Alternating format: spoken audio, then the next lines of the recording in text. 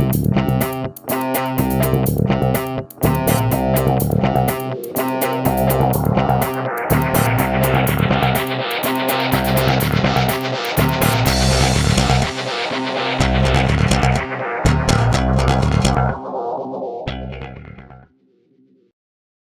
and welcome to the Challenges and Icons interview series.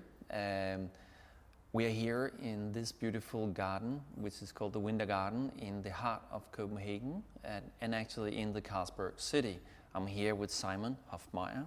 He is well known for being active within sustainability and specifically, I think many of us know about the green bottle, and it's called the green fiber bottle. It's a bio-based bottle, and for some of us who work with packaging design, this is really an interesting new thing for the market, and what a vision and what a mission. And today we are here to talk about this and all the things that you do, and to hear your personal opinion on all this. So thank you for inviting us and allowing us to be in this beautiful room. I look forward to hear your questions and answers. Well, welcome to Carlsberg. It's something that reflects a lot the Carlsberg brands to the Danes, because I'm a Dane and you're a Dane, and we're here talking to the globe. But the fact is, for us Danes, Carlsberg means a lot, because it's not just a beer. Probably the best beer, by the way. Oh yes. But it's not just a beer. It's actually also our culture, because Carlsberg is behind many of the cultural institutions, and from art to science. And I think this is one of the reasons why Carlsberg is within our heart here in Denmark. And to sum up, we are not only sitting in this building, but we are now also sitting in what is now called the Carlsberg City. Which is Carlsberg building a whole new city, which is happening right now. If we hear the sound, it's because of the constructors around, which is going on around. So that's all very interesting. But maybe you could tell us a little bit about your Together Towards Zero strategy, your vision, and how to make this plan into reality. Yes, of course. So last year we launched Together Towards Zero, which without any doubt is the most ambitious sustainability program we have launched in Carlsberg ever. For the first time, we look much further into the future. So we have targets towards 2030 and 2022 as well. And you know, back in the day, we used to look at a 3-year time schedule. So along with the normal business cycle, we would say we have an incremental target of 10% reduction over these 3 years. With Together Towards Zero, we're really taking this to the next level, because a realization from our top management was that if we are to make the changes needed for this planet and for us as a business, we need to start those changes today towards 2030 and not just wait and act on a 3-year time cycle. One thing is for sure, if we do that, we will not achieve what is needed in order to, for example, live up to the Paris Agreement on climate change, or make the Sustainable Development Goals come to life as a planet. So it's a first. We are very excited to embark on a journey where we take our level of ambition to the next level. It's impressive because this is not just about the impact on your brand and your company, but it's also the impact it will have on the globe, and that mindset is impressive. And how can you work with this in a trustworthy way? Many of us is today dealing with the issues like share economy and how the word sustainability. I mean, how do you make it understandable for the surroundings? So I think if I were to just explain what sustainability is for us in Carlsberg in a very short sentence, I would say that it's about doing something better tomorrow than what you did yesterday. And I think that's also very describing for where we are as a planet. When you look at some of these major developments that are happening right now, It shows in all graphical detail that some of the things we did in the past weren't good enough. The Industrial Revolution as a whole has caused a lot of wealth and a lot of prosperity, but it has also caused some issues that we now, as humanity, as a planet, need to tackle head on in order for us to not basically destroy the planet that we're inhabiting. And I think for us as a company, I think it's pretty clear that we need to be present in a prosperous, healthy planet in order to keep making a profit, but also for us to actually keep being able to create our products. So for us, it makes a lot of sense to think sustainability into the way we do business. And for us, it's an absolutely needed part of what a modern business should work with. In terms of brand building versus impact, which and how do you prioritize? So to me, the social impact is a result of what you do.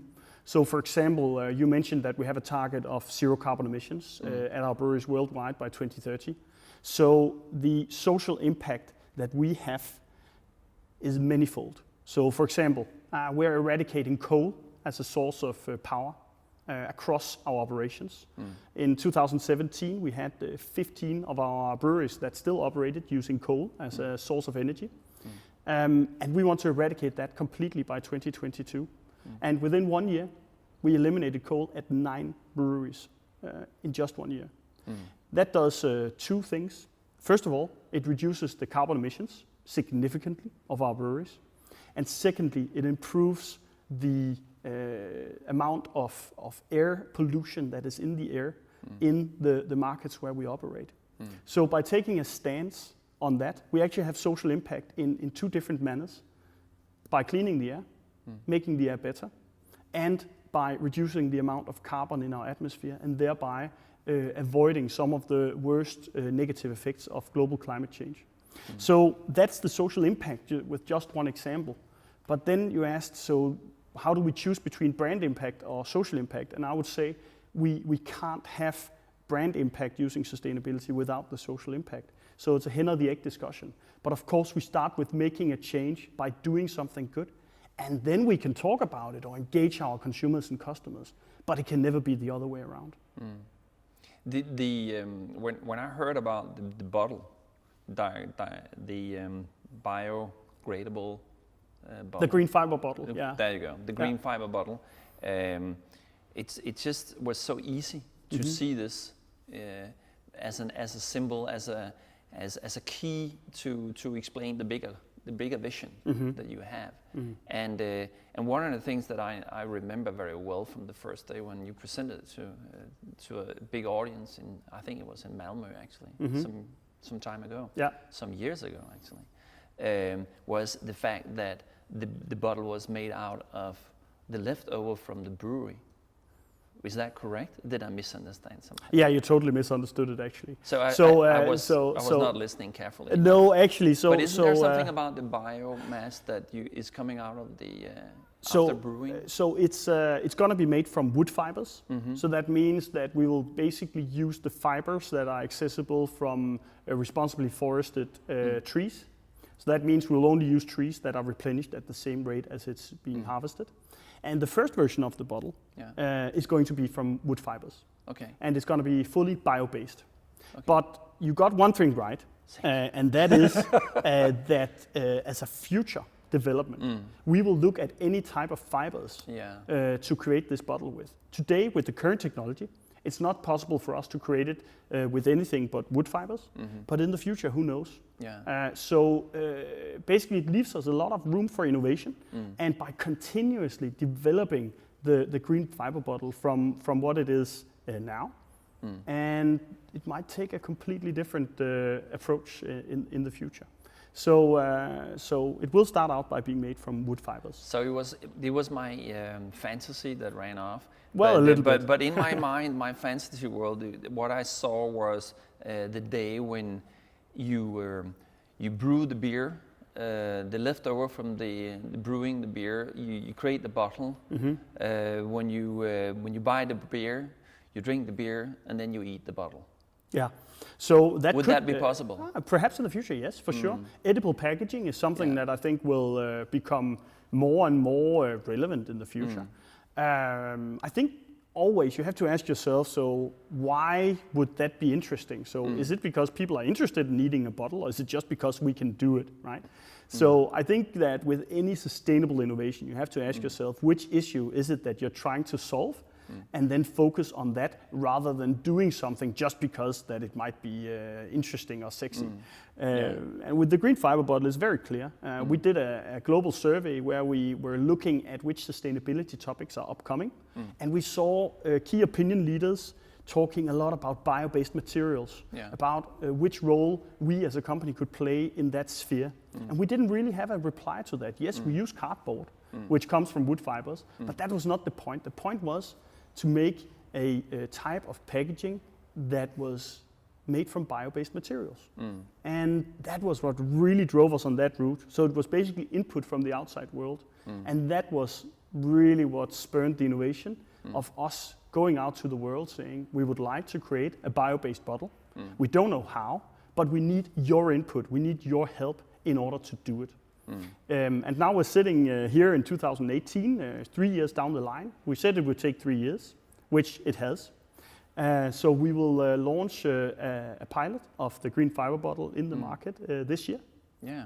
So we're actually making it come alive, in a new design for the specific traits of the brand that we'll put into it. So it's really exciting. So this is why right here there is no beer bottle at the moment, because we talked about that. Should it be possible to show? But it's in the process. Another innovation is being done by you guys, and naturally it shouldn't be here before it's done and ready and on the market. But it's very interesting that it's something that you remember so well. And for me, it has been very much indeed one of the reasons why that we listen to all the other things also in relationship to it. So for me, the bottle, the green bottle, has become a key to the heart of many of us, and then to the mind, and that's a really nice road to follow. So, and I think it's very important to remember that we are a company that is built on brands, and we are a very concrete company. So we're not a business-to-business company. We're a business-to-consumer. People hold our products in their hands very often because we produce a lot of beers. And by taking sustainable innovations to the consumers, we can make them understand that by actually buying something that is more sustainable than something else, you can also play a role in making a difference, even on your beer.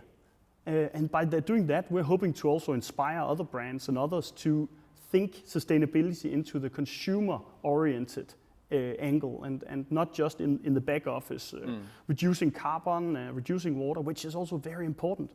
But you also need to take it to the consumers in order to really take it to the next level.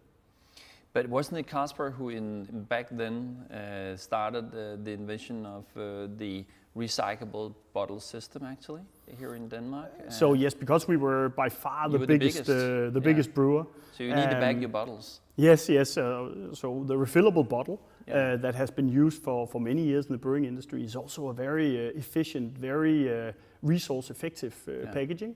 And by no means the refillable bottle should disappear, because no, it shouldn't. It's a great product. It's already very sustainable by being very low carbon intensive. But there is room on the market for additional sustainable packaging, for sure. So that shouldn't mean that we should stop innovating just because we have something that is good already. No.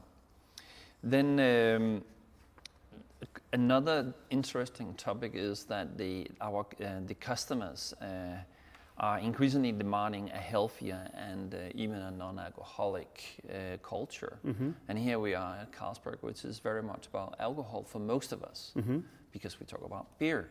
And how do you see this? Is it a challenge? So in terms of the alcohol-free products, I think it's safe to say that this is a huge business opportunity. When you think back 10, 15 years, in a lot of companies, you could still get a nice cold beer for lunch when you were at work. Yeah? That has disappeared. It's not there anymore due to alcohol policies internally at the companies, and also because that often it shouldn't be there because people are operating heavy machinery or what have you. So a huge business opportunity for us is to get alcohol-free beer back on the lunch table. Just imagine if we could get all of those nice cold beers back on the lunch table, but without the alcohol. So for me, looking at the health trend as something daunting is the absolute wrong way to look at it. Look at it as a huge business opportunity. I think a lot of people, a lot of adults would love to have the taste of beer, the smell of beer, but without the alcohol for lunch, rather than drinking a soda or something else. And you believe it's possible without the alcohol to get the taste? Because that has been an issue. I it's know, not only been 0%. I know it's possible. Yeah. And I think I would challenge anyone who hasn't tried an alcohol-free beer to go and taste it. Because there has happened so much on the innovation on alcohol-free beers. And personally, my favorite is a French one, 1664 Blanc. So it's a wheat beer. Yeah. And it's so nice and refreshing, and it doesn't have the negative connotations of alcohol. So it's really a nice product. Interesting. And I guess there's also some new markets which will open up in the part of the world where alcohol is banned or not really a part of a religion. Or, you know. For sure.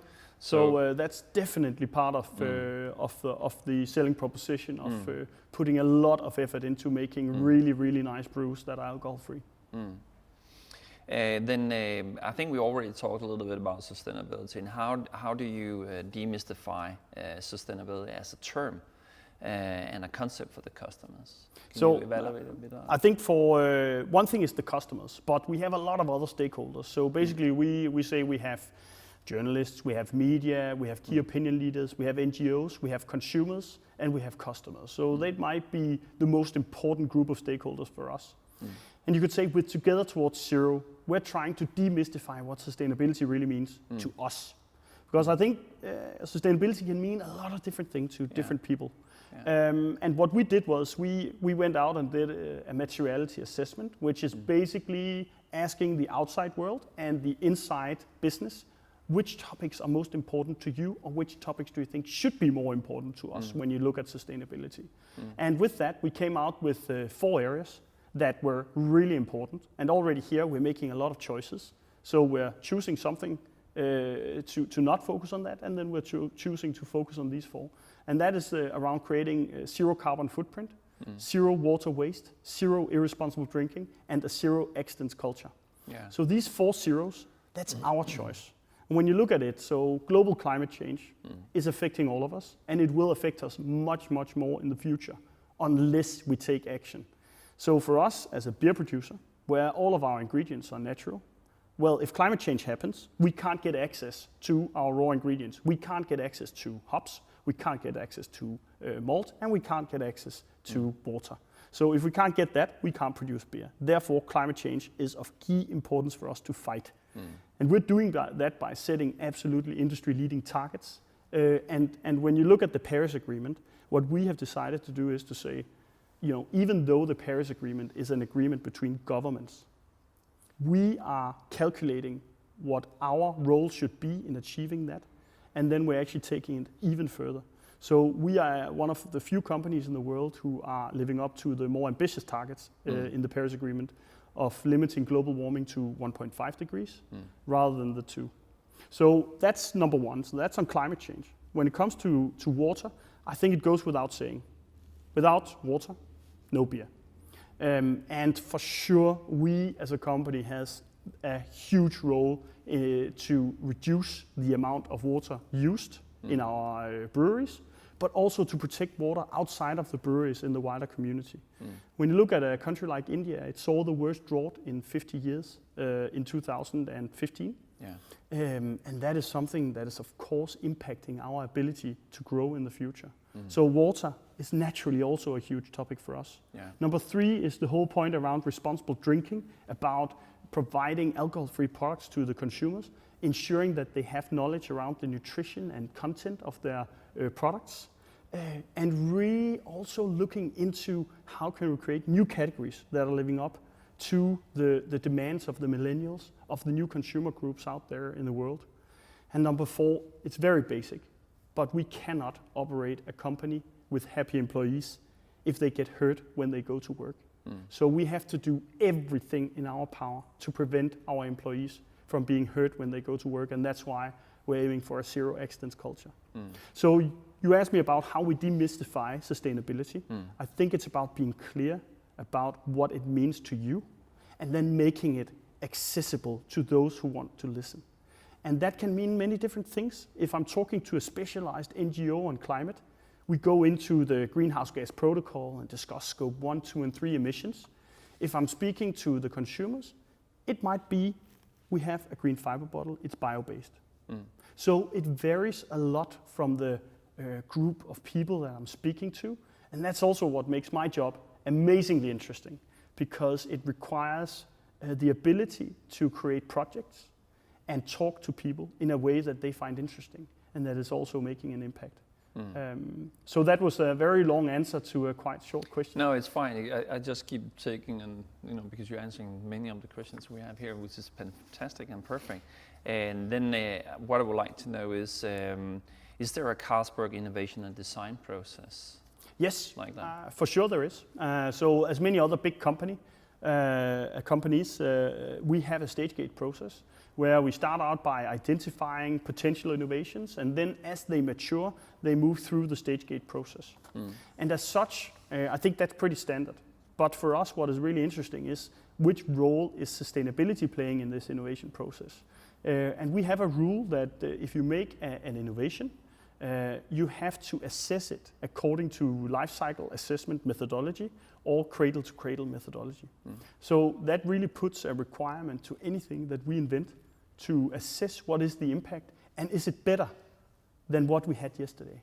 And that is a requirement that we need specific approval if something is not better from a sustainability perspective than the version we had yesterday. So that is really also playing a role in changing the paradigm of how we look at innovation in the future. So preferably, all innovations should be sustainable. And that means being better tomorrow than yesterday. Then to another area, which is about the social media. Simon, social media has become a crucial platform for the spread and adoption of innovation.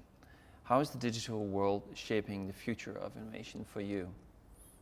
So I think for us, it has a lot of impact that I'm not going to be able to touch upon today. But some of the key things are that social media as a movement, as a channel, is of course changing the way we interact with our consumers very significantly. So for example, if we bring a product to the market, then we will have instant feedback on what the consumers think about this. And this year we are launching the green fiber bottle, but we're also coming out with other really exciting innovations. And to be honest, the first place that I'm going to be looking is at the Facebook commentary from consumers on what they think about these innovations. Because we know that it's very direct, sometimes also perhaps too direct, but you will actually get a very nice feeling for how you're doing if you look into some of this chatter that is happening on social media. But for me as such, the important thing is that we enable ourselves to tap into the innovation that is out there, the ingenuity, the bright young people with great ideas, and that we allow ourselves to tap into that. An initiative that we have just launched is called the Young Scientist Community, and basically means that we're hiring young postdocs to screen solutions for the future. So not just for 2022, but actually looking at solutions that can help us towards 2030 as well. And my expectation is that by hiring someone who is young, we will also enable a different approach to finding these innovations and screening the good ideas. And I think social media and digital interaction will be absolutely key to them being able to find the right solutions and being a success in what they do. So I had great hopes but I also think that there's a lot of other things that I don't know about that will happen in the coming years when it comes to social media and digital interaction. Yeah, and I guess the social media allows us to see the individual's point of view, and because here you as a big brand, you make the big difference and the big change. We all understand that, but you as an individual, what role can you play? And the social media help us to get in contact with the individual. We all know we need to change, but how practical is it to integrate sustainability and sustainable innovation into a global operation? What challenges have you faced on that? So I think, as with anything, you have to start somewhere. Yeah. And I think the journey and the ability to continuously develop is very, very important. And for us internally, I think it's also something that we set out to do from the beginning, is to show concrete action fast. Because if we launch Together Towards Zero with long-term targets to 2030 and 2022, but didn't show actual benefits for the business or for our consumers fast, then people might say, well, it's a nice branding exercise, but show me the money. Yeah. So, of course, we were very happy that we already accomplished a lot. We launched the first CO2 neutral brewery in Sweden. So it's running only on biogas and green electricity. Yeah. We closed 9 coal-fired power plants at our breweries, and we are now running on 46% green electricity worldwide already. So showing swift action, making it concrete, and continuing to communicate and engage employees and the outside world is absolutely key to making it happen. Yeah. Because otherwise some of these challenges might appear, well, which we meet every day. So we have 2 investment decisions. Should we do this, which might be a little bit a longer term view, or should we do this, which is more short term? Well, we have to look at that every single day on decisions we make. And again, as I said, that makes part of my job really interesting, because I engage with my colleagues day in and day out about how can we do things better. So that's really key, is to just continue assessing, continue improving, and that's what we're doing. But with Together Towards Zero, we do have the vision out there, we have the concrete targets, and that makes it a lot easier to then make the right decisions. And for us as coming from the outside, looking at what you do, is it's quite clear that there's something happening constantly coming out of you. So it's not just talk; it's actually action also, and you have the proof in many different types of cases. So that you get the feeling that you are trustworthy as a brand. It's not just talk for the brand value. I'm happy you say that. Action. Yeah, it's also the reason why you're here. We like that. But if all goes as planned, now talking about you, where do you see yourself? What do you see yourself doing personally or professionally in the year 2030? Well, personally, I really hope that I'll be able to tell my son in 2030, where he'll be 14 years old, that we're gonna make it as a planet. Because 2030 is an important year for 2 reasons. First of all, it's the target year of the Sustainable Development Goals. So in 2030, we will see whether we are achieving the targets set out by the UN. And secondly, it will give us the first and most important milestone on whether we are achieving the Paris Agreement on climate change. And that's important. It's very important. Because if we're not on the right trajectory by 2030, then part of Denmark will likely disappear and be underwater. And life as we know Not it... talking about Holland. No, but life as we know it might change a lot. So personally, I hope that I'm going to be able to have a conversation with my son about the fact that we're going to make it. Yeah. Professionally, of course, I expect to see Together Towards Zero fully towards the end, and seeing us having achieved all of the targets and the things we set out in Together Towards Zero in order to ensure that we are not contributing to global warming anymore, and that we are changing our business to a sustainable, trustworthy business. I think you answer all our questions, and I'm sure tomorrow there's many more questions popping up, but it's been a pleasure to be able to sit here in this beautiful garden and be with you and listening to you. I have done that already on several occasions, and every time it's just very, very interesting, and I'm looking so much forward to follow the success road that you are driving on, because it really is, from us who are looking at Carlsberg from the outside, it's impressive what you're doing. And it's not just something new. You got the feeling that it's within the DNA of Carlsberg to make things better, and not only for the brand, but actually for the people around us. So, Simon, thank you for your time. I will give you my hand and shake and say thank you. Thank you very much. It was a pleasure.